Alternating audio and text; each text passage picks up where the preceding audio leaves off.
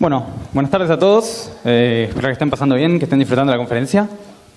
Mi nombre es Alexis Monsec Páez. Hoy les voy a hablar un poquito de GraphQL. Voy a empezar introduciéndome y contándoles cómo llegué a GraphQL. Después vamos a hacer un ejemplo muy rápido en código. Y por último vamos a hablar un poco de las diferencias y las ventajas y desventajas que nos da. Bueno, trabajo en VirtualMind. VirtualMind es una software factory.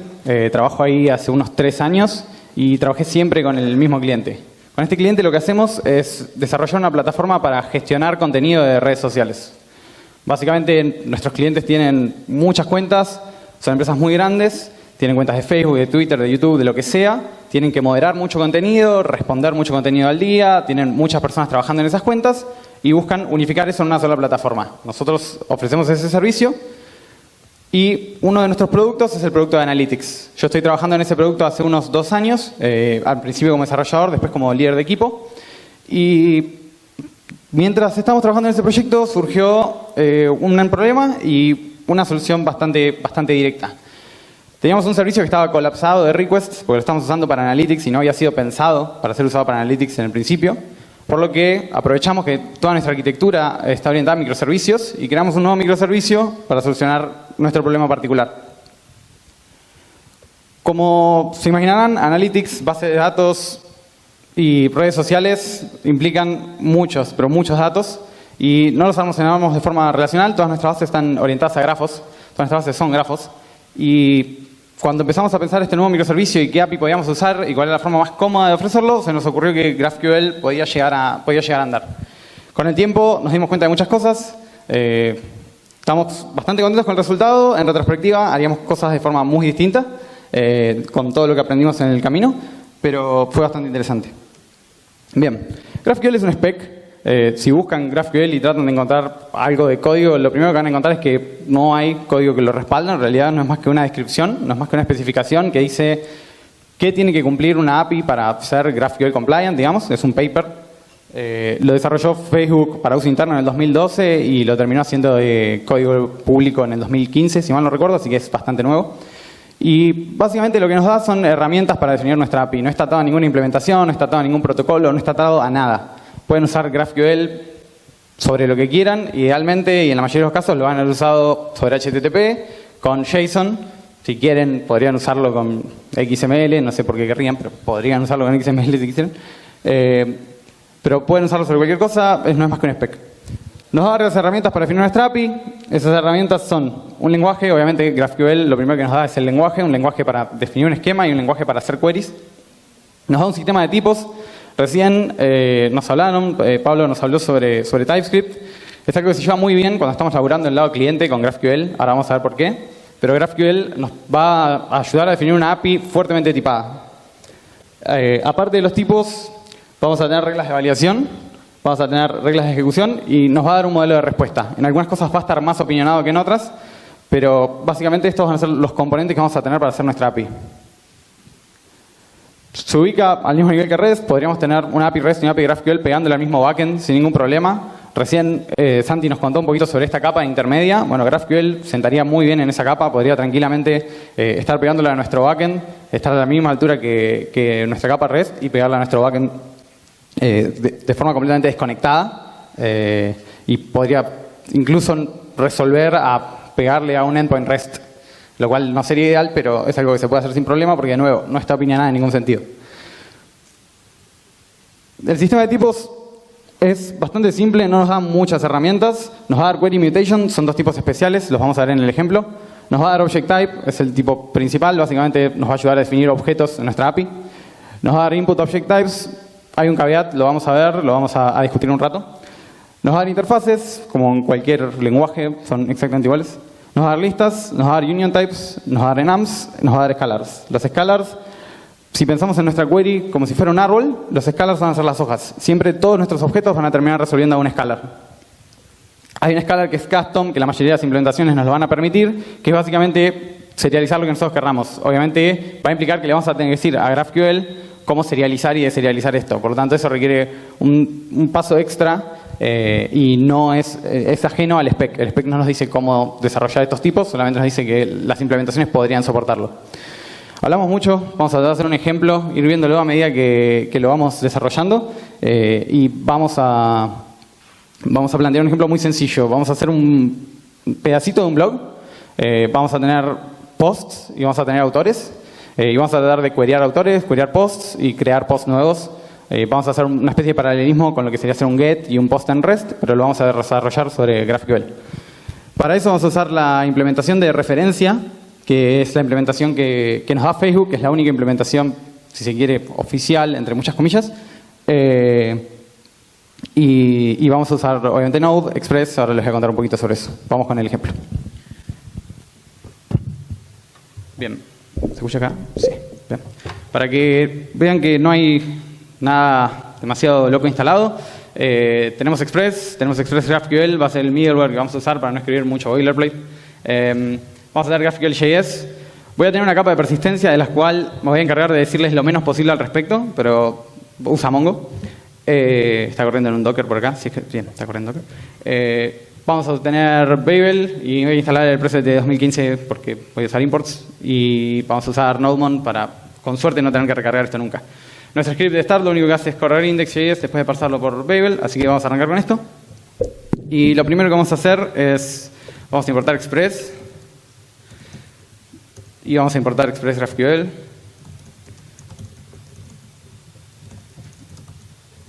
Y... sí, perdón. Bien. Vamos a crear una app.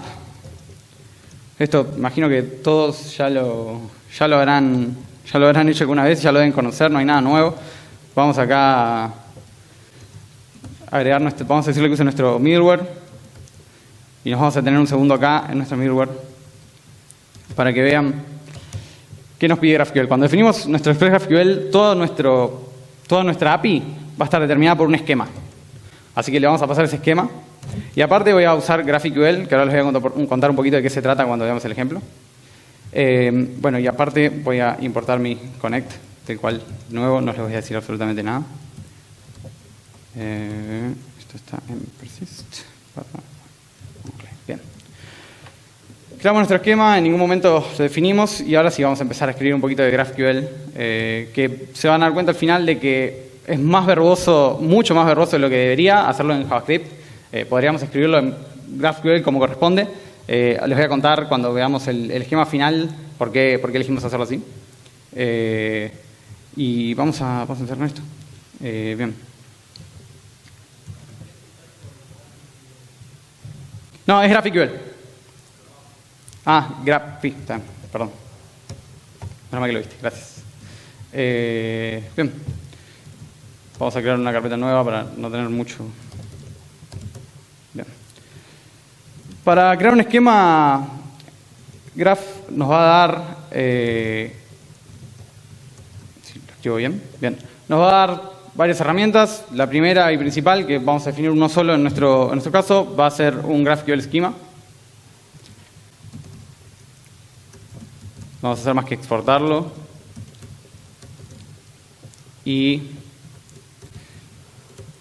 nuestro esquema va a estar compuesto, no solo nuestro esquema, todos los esquemas en GraphQL van a estar compuestos por solo dos cosas: queries y mutations. Después vamos a hablar un poquito de qué es cada cosa. Hay un par de cosas más, no son solo queries y mutations. En nuestro ejemplo vamos a ver solo queries y mutations y vamos a hablar un poquito de las otras cosas extra.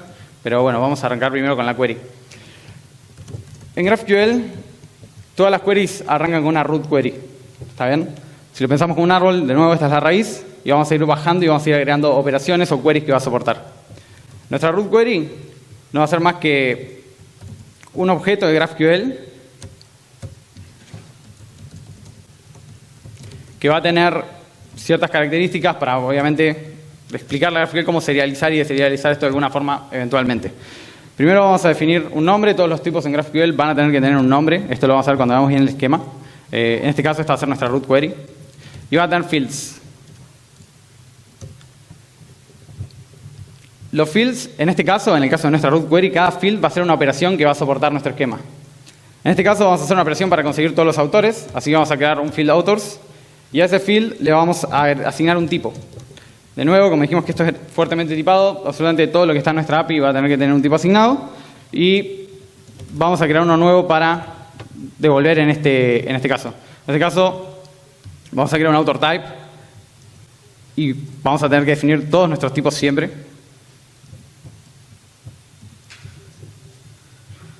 Por lo que pueden ver, esto ya es bastante verboso. Ya estamos escribiendo un montón de código para llegar a esto. Después vamos a ver si realmente lo justifica en base a las ventajas y desventajas que esto nos ofrece, ¿no? De nuevo, va a ser un objeto. Todos nuestros autores van a ser, nuestra lista de autores va a ser un objeto. Va a tener un nombre, porque todos nuestros objetos tienen que tenerlo. Va a tener fields. Nuestros fields, de nuevo, nuestro autor va a tener un ID, porque así está en nuestra base, que también va a tener un tipo, y va a ser un string. Vamos a usar uno de los tipos que habíamos nombrado antes, y va a tener un nombre, que también va a ser un string. El único detalle que me faltó acá es que esto va a ser una lista, porque vamos a tener que usar las listas de GraphQL para definir esto. Va a haber una lista de autores. Bien. Tenemos un poco de código, aunque sea, tenemos definido un autor, tenemos definido nuestra root query, importamos todo, creo que está todo en orden, así que vamos a pegarle a nuestra API y vamos a ver qué nos da. Primero vamos a empezar esto. Bien. Bien, me falta un import.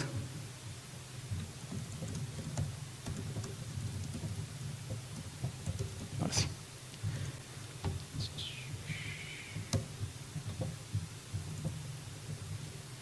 ¿O no? Me falta otro input.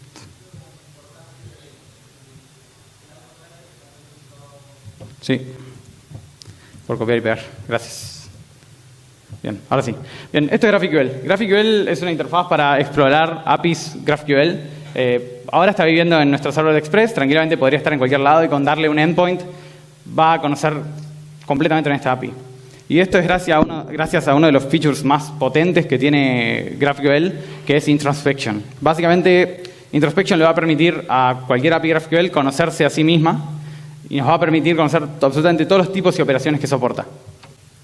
A la derecha, acá, de nuevo, no hicimos nada más que escribir nuestros tipos y si bien esto justo está viviendo en nuestro server Express, podría estar en cualquier otro lado hosteado y pegándole a nuestro endpoint, nuestro único endpoint de GraphQL y conociendo absolutamente todo el esquema. Tenemos nuestra root query devuelve una lista de author types y nuestros authors tienen IDs y names. Y incluso cuando escribimos una query, Graphy nos va a poder autocompletar todos los campos porque sabe perfectamente qué cosa tiene qué cosa adentro. Cuando lo corramos ahora, nos va a devolver null porque en ningún momento le dijimos cómo resolver esto. Le definimos los tipos, pasó las reglas de validación, corrió todo, pero en ningún momento le dijimos cómo ejecutar esto. Así que vamos a explicar cómo conectamos nuestro esquema con nuestro código. Para eso vamos a tener la función resolve. Todos nuestros fields van a soportar el campo resolve y es lo que va a hacer, en última instancia, va a usar GraphQL al ejecutar para determinar cómo popular un campo, ¿no? Cómo llenar todo nuestro esquema. En este caso, resolve va a recibir 4 argumentos, los cuales vamos a ir hablando a medida que los vayamos viendo. Por ahora no recibimos nada, queremos volver todos los autores. Vamos a importar nuestro DAO y vamos a usarlo. Vamos a ver si realmente podemos convertir lo que tenemos en la base a algo que sea usable, ¿no? Bien, nuestro autor DAO va a tener convenientemente un método getAll que nos va a devolver todos nuestros autores y, de nuevo, convenientemente, esto lo que va a devolver no va a ser más que un array de cosas que adentro tienen IDs y names, que es exactamente lo que nosotros habíamos puesto en este type, por lo que no vamos a necesitar hacer mucho más para que funcione. Y en ningún momento conecté.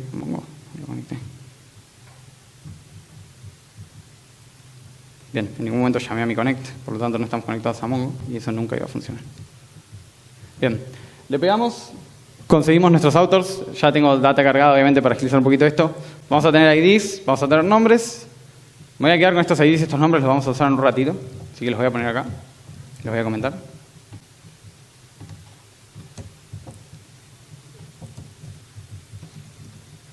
Escribimos nombres. Yo dije que nuestros autores tenían posts, así que vamos a agregar posts a nuestros autores y acá vamos a empezar a mezclar un poquito resolvers y vamos a ver bien qué tanto poder nos dan. Los autores van a tener posts. Los posts van a ser de tipo post type.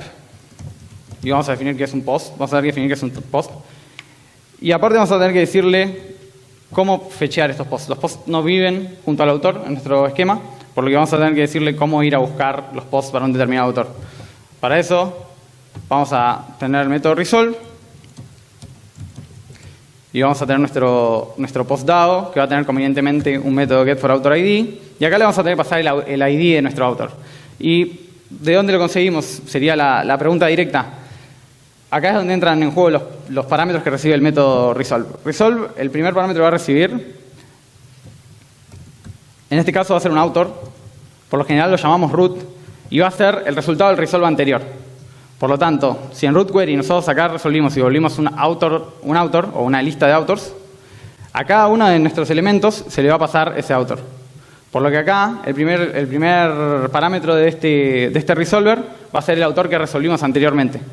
Por lo que acá tranquilamente nosotros podemos hacer autor.id y vamos a estar usando el autor que corresponda en cada caso. Esto es completamente agnóstico a quién fue el resolver anterior. Siempre y cuando le pasen un autor, va a poder resolverlo. Bien, definimos esto, pero no definimos postType todavía. De nuevo, va a ser muy parecido a lo que fue nuestro autor. Va a ser un objeto de GraphQL. No, object type no. Va a ser un objeto de GraphQL que va a tener, como todos nuestros objetos ya dijimos, va a tener un nombre. Y va a tener fields. Y en este caso también vamos a tener un ID de tipo string. Vamos a tener un content. Que también va a ser un string. Y también vamos a tener un autor. Que va a ser un author type. Que no vive en nuestro post, por lo que vamos a tener que decirle cómo resolverlo.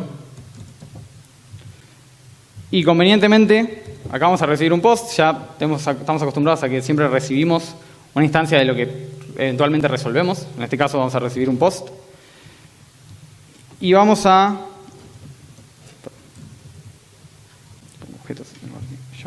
Bien. Y vamos a pedirle a nuestro DAO, en este caso va a ser a nuestro author DAO, nuestro post, nuestro autor. En este caso, nuestro post también va a tener un author ID en la base. Vamos a importar el DAO y vamos a pegarle y vamos a ver si realmente podemos obtener lo que veníamos buscando. Acá me falta importar el post DAO. Persist. Bien. Definimos autores, definimos posts. Pareciera ir tomando forma. Deberíamos poder pedirle un autor a nuestros posts. Vamos a hacer un refresh acá. Rompimos algo, nos olvidamos algún import. De nuevo. Acá. A veces funcionan los auto-imports y a veces no.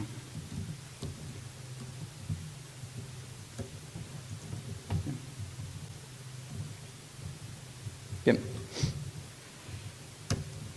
Vamos a poder pedir posts. Y a nuestros posts le vamos a poder pedir content. Le vamos a poder pedir authors. Esto no va a funcionar porque yo cuando en algún momento dije que esto tenía posts y posts es una lista. Por lo tanto, esto va a ser un GraphQL list de post types. Bien. Vamos a tener posts. Los posts le vamos a poder pedir su content. Esto nos va a traer posts contenidos. Y nuevamente a los content le vamos a poder pedir... A los posts le vamos a poder pedir su autor si queremos, porque estamos pensando de nuevo, estamos pensando en nodos. Nuestros posts se conectan con autores, nuestros autores se conectan con posts. Nada nos impide hacer esto y tener los nombres de los autores de los posts de los nombres de los autores y nestear esto cuantas veces se nos ocurra. Si quisiéramos acá, podríamos volver a pedir los posts del autor y acá volver a pedir los autores y así sucesivamente hasta no terminar nunca. Esto trae muchos problemas, lo vamos a ver más adelante. También está bueno porque el cliente sabe exactamente qué es lo que está pidiendo y qué es lo que está recibiendo. Y otras cosas importantes, y otra cosa que vamos a repasar cuando veamos las ventajas y desventajas, es que si yo acá no pido posts, el resolver de posts nunca se ejecuta. Y esto está bueno porque es una query entera que nos ahorramos. Nunca vamos a ir a pegarla a nuestra base para pedir un campo que no nos pidió el cliente. Si algunas veces nuestro cliente lo necesita y otro no, o un cliente mobile lo muestra en una pantalla y un cliente web lo muestra en dos distintas, no tenemos que hacer dos endpoints distintos, no tenemos que agregar query patterns para que mágicamente tengan que andar crafteando la query, no. Ellos arman una query y piden los campos que les interesan. Y nosotros, del lado backend, vamos a elegir resolver de qué forma vamos a resolver eso. Este es el equivalente a un get. Vimos cómo fechar autores, cómo fechar posts. La parte más tediosa de todo esto fue definir los tipos. En realidad, acá, si nosotros quisiéramos poder fechar posts, sería tan sencillo como escribir esto. Acá tenemos una lista de post types y le decimos que lo resuelva. Ahora me hace auto imports. Bien. Le pedimos que lo resuelva pidiéndole a nuestro post DAO que traiga todos los posts y listo. Y tranquilamente podríamos estar pidiendo posts y autores y ir mezclándolos y sin ningún problema. Acá, de hecho, ya si refrescamos, vamos a poder autocompletar y vamos a poder entrar por el lado de posts y pedir autores y pedir names y no vamos a tener ningún problema en hacer esto. De nuevo, una vez que empezamos a definir nuestros tipos, se hace todo mucho más fácil, mucho más discreto. Bien. Por último, vamos a definir un método post, porque siempre vamos a querer mutar cosas en el server, así que la herramienta que nos da GraphQL para hacer esto son las mutations, y esto es lo otro que recibimos acá. Las mutations funcionan igual que las queries en el sentido de que hay una root mutation, así como hay root queries. Y idealmente, como dije, esto está desacoplado de la implementación, por lo que nada nos impediría en una query mutar algo. Digo, nada impediría que en un resolver tengamos efectos de lado y cambiemos el estado del servidor. GraphQL no tiene forma de prevenir que nosotros en un resolver hagamos lo que quisiéramos hacer en un post. Realmente no tiene forma de prevenirlo. La mutation es una forma de separar este comportamiento, de realmente opinionarse al respecto y decir, ok, no uses queries para escribir cosas, pero idealmente nosotros podríamos hacerlo y no tendríamos mayores consecuencias más que tener código feo. De nuevo, nuestra mutation va a ser un objeto, va a ser una root mutation, va a tener un nombre como todos nuestros objetos, va a tener fields. Y estos fields vamos a tener un field para cada operación de post que queramos hacer, para cada operación que mute nuestro estado. En este caso, vamos a crear un post nuevo. Esta operación va a devolver algo, en este caso devolver el post que acabamos de crear. Cuando la resolvamos, vamos a pedirle a nuestro DAO que guarde algo, todavía no sabemos qué. Y vamos a tener argumentos, ¿verdad? Vamos a necesitar, o sea, lo que vamos a tener que guardar va a ser algo que nos van a pasar, así que vamos a tener que definir argumentos.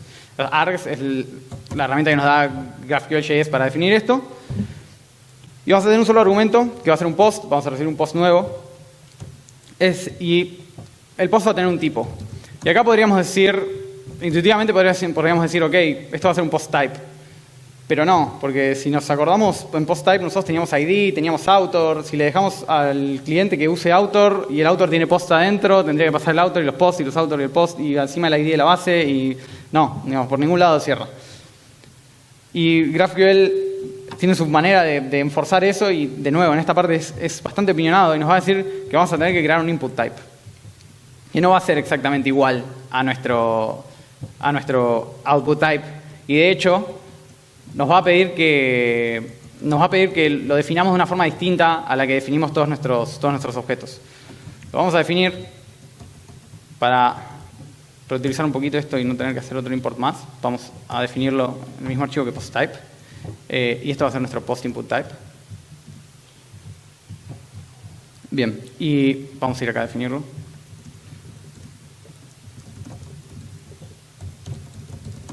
Y como les dije, nos da una forma distinta de definir esto. Y nos la da por una razón, que es la que acabamos de ver, Y esto no va a ser una GraphQL Object Type, sino que va a ser un Input Object Type. ¿Por qué? Porque, de nuevo, GraphQL no quiere que rompamos las cosas.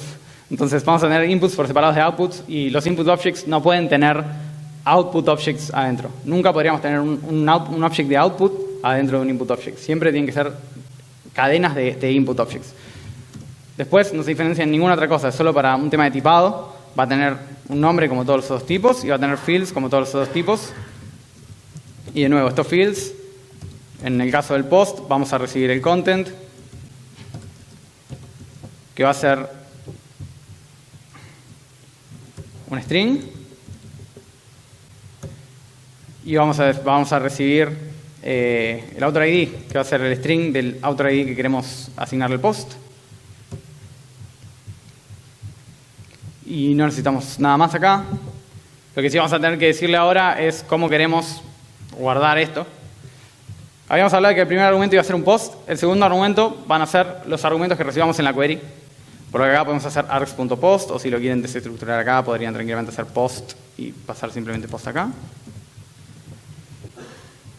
Y ya definimos la root mutation. Acá me falta importar DAO. Y creo que estamos para ver cómo nos ayuda, en este caso nos va a ayudar un poquito Graphy para hacer esto. Bien, falta el input object type. Vamos acá.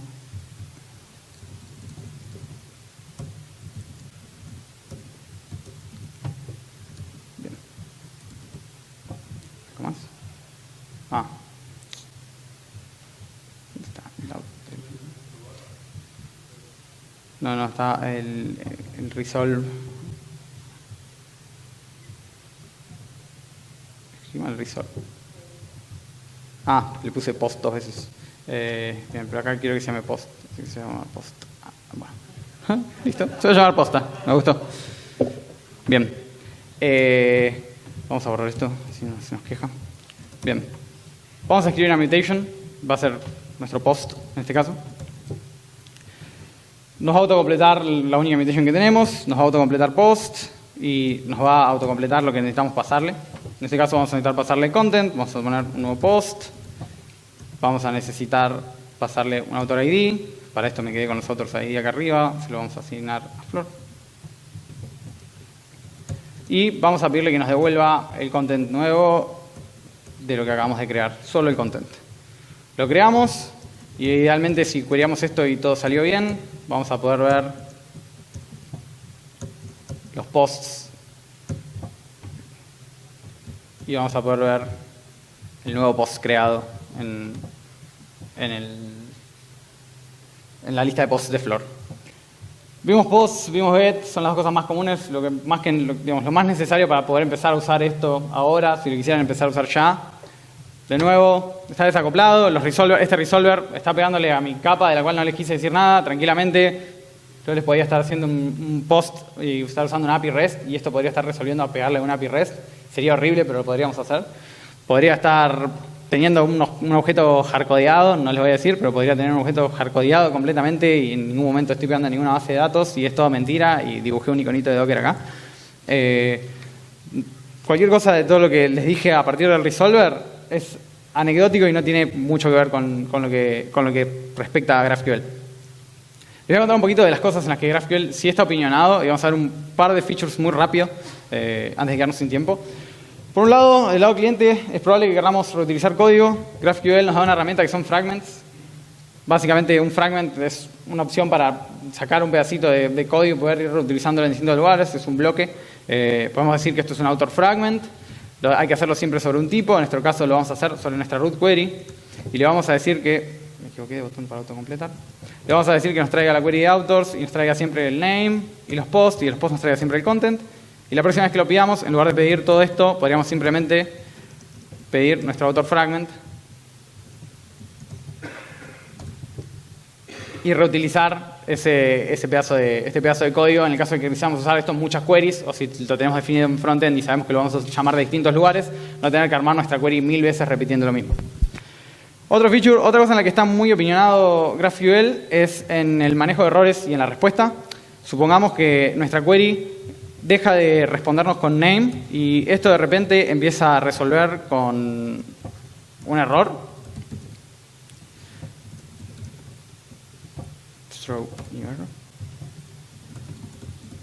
Nos empieza a resolver con un error. GraphQL nos va a decir varias cosas al respecto acá. Por un lado, va a resolver todo lo que pueda resolver. Es decir, por un lado, en nuestra respuesta vamos a tener la data, con la misma forma de lo que nosotros le pedimos authors, que adentro tienen names, que adentro tienen posts, que adentro tienen content, va a respetar esto, nos va a traer post, nos va a traer el content, va a tratar de hacer su mejor esfuerzo por traer todo lo que pueda traer y solo va a devolver error en los resolvers que hayan fallado. En este caso, nosotros forzamos a que falle el resolver de name y nos va a traer un objeto errors con un array con todos los errores que tuvimos y en qué lugar de la query está ubicado lo que nosotros pedimos o en qué orden sucedió. De nuevo, todas las respuestas a una API GraphQL van a ser así. GraphQL en el spec especifica diciendo vamos a devolver data, vamos a devolver errors. En ningún momento nos va a dar una herramienta distinta para hacer esto. ¿Cuál es el problema de esto? Y capaz que muchos ya lo habrán notado. Esto funciona como un error boundary. Por lo que cualquier cosa que nosotros explotamos, si no lo atajamos antes, podemos llegar a exponerlo. Lo cual no está para nada bueno, digo. En algún momento hay que cachear todo porque cualquier cosa que se nos escapa lo vamos a terminar mostrando como un error al cliente en la query. Hay un montón de tooling alrededor de esto, hay muchas formas de cachear todo y nunca mostrar ningún error o de siempre mostrar un error lindo acá, sin importar qué sea lo que hayamos tirado. Pero bueno, por defecto, el comportamiento por defecto es este. Otra cosa que tiene opinión al respecto es en cuanto al versionado. GraphQL, si bien no nos obliga a versionar de ninguna forma, nos da herramientas como para decirnos, che, acá no hay versiones, acá no vas a tener /v1 /endpoint, acá vas a tener deprecation reasons y vas a deprecar los campos diciendo por qué los deprecaste y en ningún momento vas a romper. Vas a romper cuando eventualmente, efectivamente depreques el campo, pero mientras tanto vas a decir, cambiamos el nombre del campo y vas a agregar un campo nuevo y le vas a decir cómo resolver ese campo nuevo y cualquier cliente de GraphQL que uses en frontend, y si lo hiciste vos, deberías tener en cuenta esto, te va a decir que ese campo está deprecado, te va a dar la razón por la cual está deprecado y todo esto va a viajar a través de nuestra API. Es decir, GraphQL nos está ayudando muchísimo a la hora de documentar. Nos está dando nombres, nos está dando tipos, nos está dando formas de deprecar cosas, nos está dando descripciones. Nosotros podemos usar una descripción acá y decirle a GraphQL que este campo es el nombre y esto efectivamente cuando nosotros veamos la documentación de la query, corramos una query introspection, el nombre va a tener su descripción y esto es muy fácil de ver si nosotros hacemos una query y le pedimos el esquema y al esquema le podemos pedir los tipos y a los tipos le podemos pedir su descripción y eventualmente si nosotros corremos esta query vamos a ver que nuestro tipo de author en algún lugar va a tener nuestro tipo de author en algún lugar va a tener esta descripción. Así es como funciona introspection, se hace queries a sí mismo. Otra cosa es nullabilidad. Básicamente cualquier cosa que rapiemos en GraphQL non-null va a ser no nuleable. Si es el caso de un field, le vamos a garantizar al cliente que ese field siempre va a existir. Si es el caso de un argumento, le vamos a pedir al cliente que siempre mande eso para que nos garantice a nosotros que ese argumento siempre va a existir. Y creo que esos son los mayores features que están en la documentación y que la mayoría de las implementaciones soportan o deberían soportar. Vamos a hablar un poquito de las ventajas y desventajas y repasar un poquito lo que vimos hasta ahora. Vimos que es fuertemente tipado, nos garantiza un montón de cosas, está muy bueno, nosotros tranquilamente podemos definir nuestro esquema. Yo como cliente, como frontend, puedo definir mi esquema, dárselo al backend y decirle, tomá, agregar los resolvers. O sea, el esquema es este, respetá este es nuestro contrato, los dos lo vamos a respetar. Yo ya sé todos los tipos de todo lo que vos me vas a pasar, toda la estructura, conozco todo. Vos sabés todo lo que tenés que completar, solamente tenés que escribir resolvers. Vas a tener que escribir cómo llenar cada uno de esos campos. Tiene un solo endpoint. Hasta ahora, Graphy en ningún momento le dijimos a dónde pegarle para cada cosa. Siempre es un solo endpoint, con muchas queries, pero un solo endpoint. No vamos a tener que andar manteniendo un montón de URLs, sabiendo a qué pegarle, cuándo pegarle, cómo. Es siempre un solo endpoint. En un solo request podemos pedir muchas cosas. No tenemos que hacer 200 requests para fechar algo. En un solo request tranquilamente podemos pedir una página entera y llenar toda nuestra página haciendo un solo request con muchas queries adentro. Software de introspection, lo estuvimos viendo. Eso permite que herramientas como GraphQL nos den todas las ventajas que nos dan, el autocompletado, todas las garantías que tenemos. No hay overfetching ni underfetching. En ningún momento pedimos más ni menos de lo que necesitamos. Lo vimos con el campo de post. Si no pedíamos los posts, en ningún momento hacíamos esa query, por lo que nos ahorra un montón de optimización. Tranquilamente podríamos ver qué campos nos pidieron en nuestra query y en base a los campos que nos pidieron, agregar o no agregar un campo en un select, agregar o no agregar un join, todo gracias a que sabemos exactamente qué nos pidieron. Como sabemos exactamente qué nos pidieron, es muy fácil de monitorear. Podemos saber qué queries o qué campo, cuando nos piden qué campo, cuánto tarda una query. Tranquilamente podemos tener ese nivel de precisión de decir, ok, siempre que los clientes me piden este campo, todas mis queries tardan tanto tiempo más. Es fácil de documentar, ya lo estuvimos viendo, nos da un montón de herramientas para documentar. Después, si usamos nombres malos o no documentamos nada, va a seguir sin funcionar. Es fácil de testear. Como tenemos garantías, sabemos todos los tipos que nos van a resolver, sabemos exactamente la estructura que van a tener nuestras respuestas. Podemos no necesitar un backend. Yo como cliente puedo mockear el servidor, generar respuestas falsas. Tranquilamente GraphQL va a saber lo que es un string, va a saber lo que es un int, entonces me puede llenar esos campos con data falsa siempre. No necesito en ningún momento yo tener un backend que efectivamente cree data real para que esto funcione. Y del lado backend lo mismo. No necesito que un cliente me pegue o simular una respuesta real, no necesito crear un post. Tranquilamente levanto mi server e internamente puedo pegarme con una query falsa creada por mí para uso meramente de testing y simular todo el flujo de frontend. Y también tenemos varios problemas. Todo esto viene con sus problemas acoplados. Y esta es la parte más importante porque no todo es tan bueno y GraphQL no soluciona todos los problemas. Soluciona muchos, mejora muchas cosas. Tiene sus desventajas. Para arrancar, es muy difícil manejar caches. No podemos cachear a nivel endpoint. No podemos saber, ok, le pegaste a este endpoint, eso ya me lo habías pedido, te lo guardo. Porque no hay muchos endpoints, hay uno solo, por lo que necesitamos saber exactamente los campos y tenemos que saber exactamente toda la estructura de la query que nos pidieron. Si de repente nos sacan un campo, nuestra cache no sirve más. Por lo que por lo general lo que se hace, y esta es la solución que por lo menos implementamos nosotros, es cachear a nivel de resolver en el backend. Entonces siempre que nos piden algo, el resolver ya resolvió exactamente eso con los mismos argumentos, listo. Cacheamos a un nivel muy preciso, muy bajo nivel. Hay distintas formas según el caso de uso, obviamente esto puede no servir para todos. No tenemos forma de impedir queries complejas, o tenemos forma pero es mucho más difícil. Nada le impide a un cliente, como habíamos hablado, hacer autores que piden posts, que tienen autores, que tienen posts, que tienen autores, y hacer un nesteo infinito y rompernos todo el servidor. Absolutamente nada le impide hacer eso, salvo que nosotros pongamos restricciones del lado servidor o del lado cliente. Lo mismo pasa con el rate limiting. Si no sabemos qué campos nos pidieron, cuántas veces nos lo pidieron o lo que sea, es muy difícil establecer rate limits y decir, ok, no me puedes pegar tantas veces a esto. Hay un artículo bastante interesante de cómo hace esto GitHub, que está al final, hay unos links en el repo de GitHub, lo pueden ver. Hay un artículo muy interesante que dice cómo manejaron ellos el rate limiting. Básicamente, para solucionar esas tres cosas, lo que se hace es analizar la query.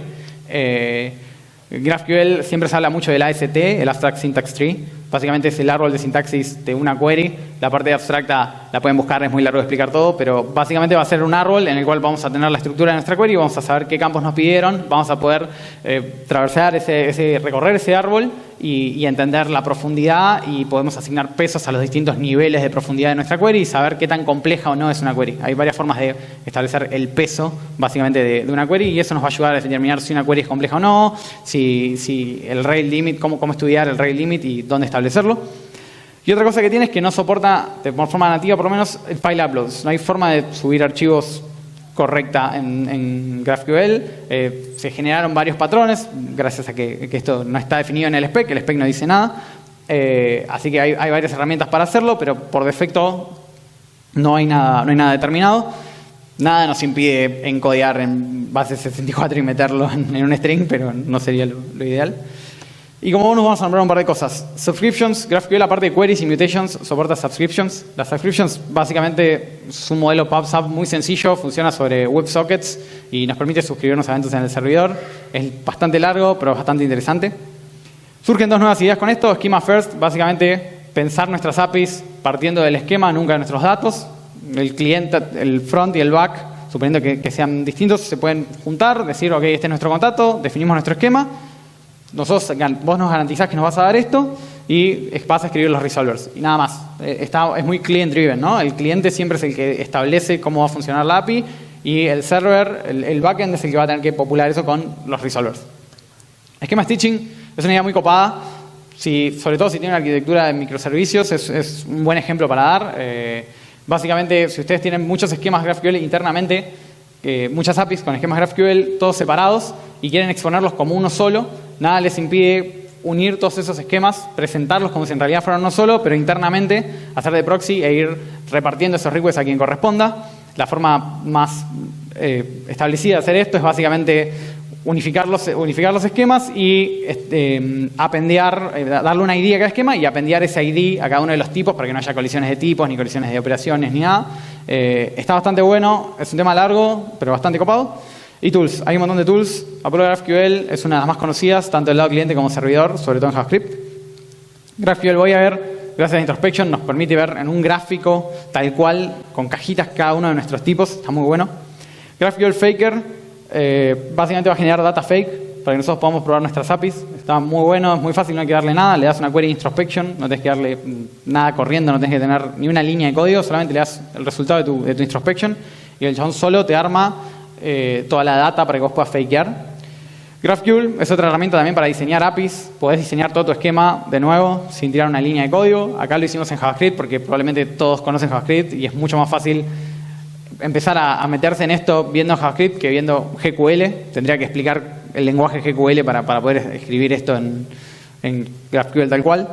Y Relay es otra tool bastante copada. Y gracias, no sé si gracias a Relay antes o después, pero surge la idea de, si alguno labura con React, de que un componente esté acoplado a su query, a sus props, a su query, y que cada cambio automáticamente el cliente sepa cuándo tiene que volver a fetchear o no, y un componente va a saber cómo obtener su data. Entonces, básicamente modularizamos nuestro componente y el componente mismo sabe cómo ir a obtener la data para poblarse, está completamente desacoplado de todo lo demás. Sabe que hay un solo endpoint en GraphQL, que es lo único que necesita, y le pasa su query. Cualquier cambio que haya en cuanto a props del componente, estado, lo que sea, podemos triggerar un nuevo request y actualizar el componente con cambios en el backend. El código, la presentación y otros links de interés están en el repo, amonsec/GQL101. Pueden ver el código ahí, probablemente siga agregando links, lo voy a usar de base propia. Está mi email de contacto si me quieren mandar algo, alguna consulta. No me da el tiempo para preguntas, pero si me llegan a cruzar por acá, voy a estar en el stand de Virtual Mind, así que me pueden preguntar lo que quieran. Y no sé cómo estoy de tiempo, les quería mostrar una cosa más. ¿Estamos? Ok. Bien. Después voy a subir al repo cómo se ve el esquema en GraphQL específicamente.